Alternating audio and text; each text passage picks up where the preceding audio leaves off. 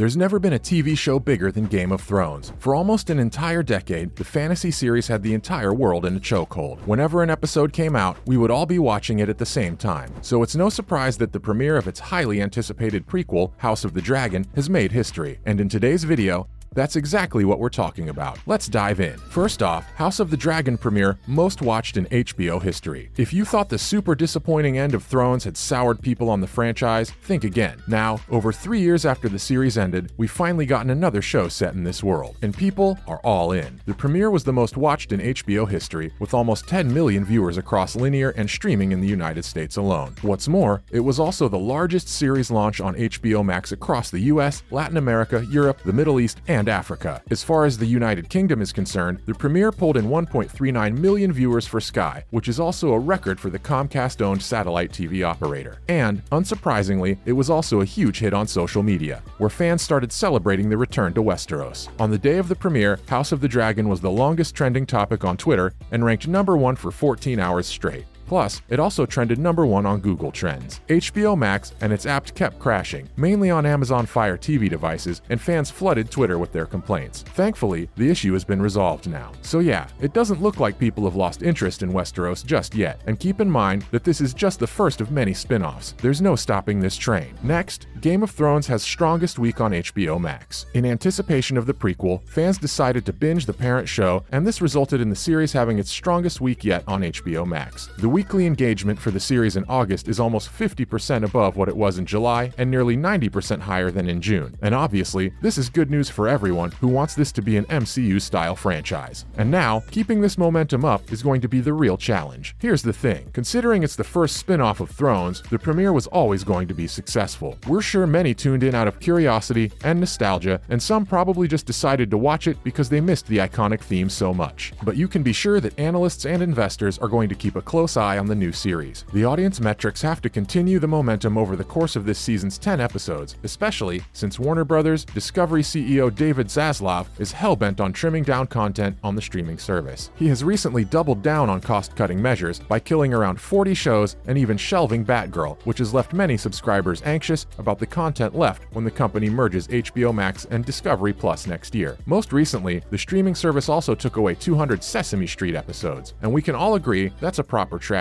Apart from that, the company has laid off 70 employees from HBO and HBO Max. So in short, there's a lot riding on this series, and it has the difficult task of maintaining interest over the next few episodes, especially considering how we already know how this story mostly goes. They'll have to take a page out of Better Call Saul's book and make us care more about the journey than the actual outcome. So, what did the critics think? The premiere mostly got positive reviews from critics who thought this premiere was a fantastic introduction to the series. Den of Geek gave the episode 4 out of 5 stars and said that it seems as if the show's budget and storytellers are already ahead of the curve of their parent series. Rolling Stone critic Sean T. Collins claimed that the premiere did not disappoint at all, and that while it was obviously reminiscent of the parent series, it also feels pretty unique. Rebecca Nicholson of The Guardian called it spectacular and said that it's gorgeous, opulent television. She also expressed that it had everything that made the original series such a massive pop culture sensation. There were others, though, who didn't think it was all that. Alan Sippenwall said that it didn't have the magic of Thrones and that it felt like it was confused about what it wanted to be. AV Club gave it a B and said that so far, there are no characters as instantly appealing as Arya Stark or as funny as Tyrion Lannister. And what about the fans? As for the fans, they loved the premiere. Many claimed that they were kind of scared going into it after the way Thrones ended, but they were pleasantly surprised by how high quality it was. One fan tweeted that they were ready to get hurt once again. Another said that this was the Game of Thrones they used to love and called it a spectacular episode. Twitter user @Tristan_Tansky called it phenomenal and expressed that they couldn't wait for next week. There were also some fans who said that watching this reminded them of how badly Thrones messed up its ending